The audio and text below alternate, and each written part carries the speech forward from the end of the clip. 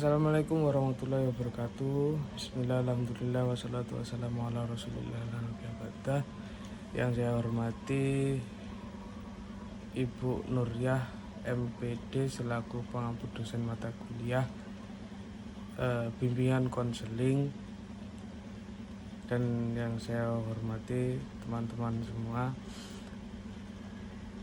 Langsung saja di sini saya akan mempresentasikan tentang layanan konseling, layanan bimbingan kelompok, layanan konseling kelompok, layanan konsultasi, dan layanan mediasi. Yang pertama yaitu layanan konseling.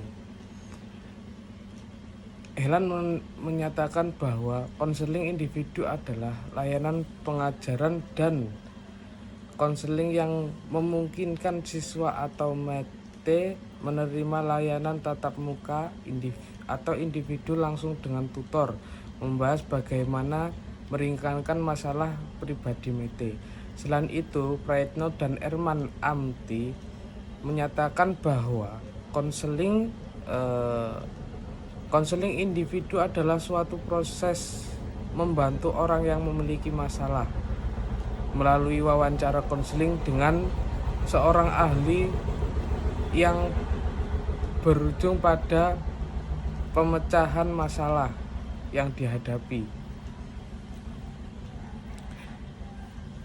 Yang selanjutnya yaitu layanan bimbingan kelompok. Tujuan inspek kelompok adalah untuk menghindari masalah atau kesulitan bagi penyelia atau klien. Isi konseling kelompok terdiri dari pemberian informasi tentang pendidikan, kehidupan profesional, masalah pribadi, dan sosial yang tidak diberikan dalam bentuk kelas. Dari berbagai tujuan konseling kelompok, menurut beberapa ahli, dapat disimpulkan bahwa layanan konseling kelompok adalah layanan konseling yang bertujuan untuk membentuk individu-individu unik yang hidup humoris, dinamis, produktif, dan kreatif, serta dapat menyesuaikan diri secara optimal dengan lingkungannya. Layanan konseling kelompok dilaksanakan dalam format kelompok yang menekankan pada unsur-unsur kunci konseling. Konseling kelompok seperti dinamika kelompok, ketua kelompok, anggota kelompok, serta tahap-tahap konseling kelompok yang harus ada untuk mencapai tujuan konseling kelompok. Yang selanjutnya yaitu layanan konseling kelompok.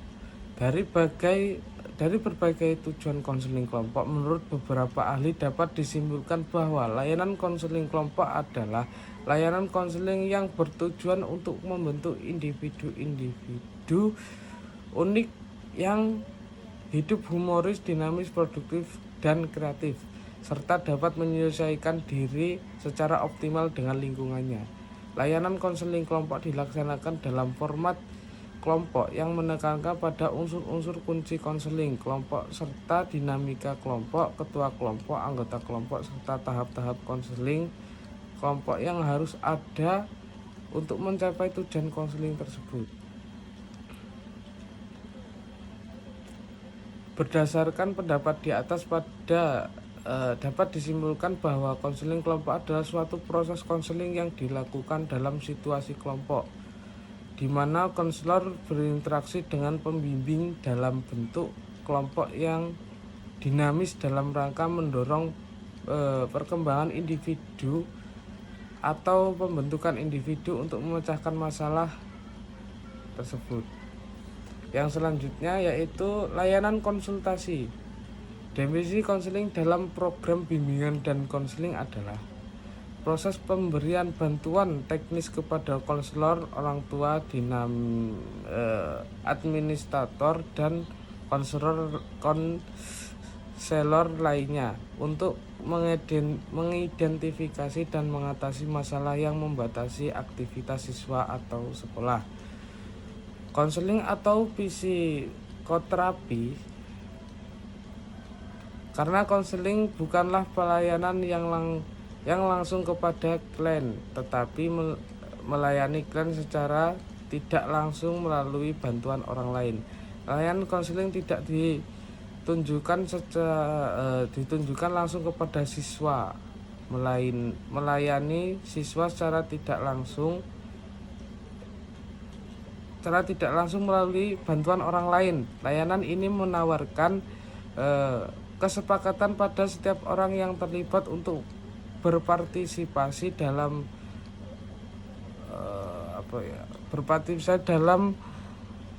pemproses masalah pihak ketiga. Di sisi lain, Elif Muawar menyatakan bahwa layanan konseling adalah proses yang berlangsung dalam susunan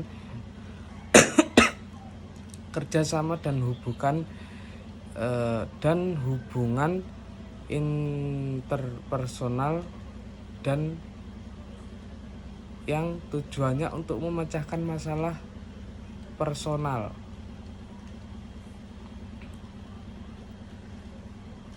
Ada 3 unsur dan nasihat, yaitu klien, orang yang meminta nasihat, dan penasehat.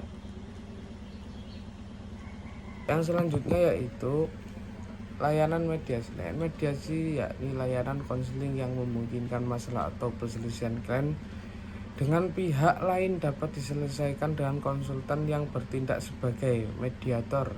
Istilah mediasi berikatan dengan istilah media yang berasal dari kata media yang berarti perantara.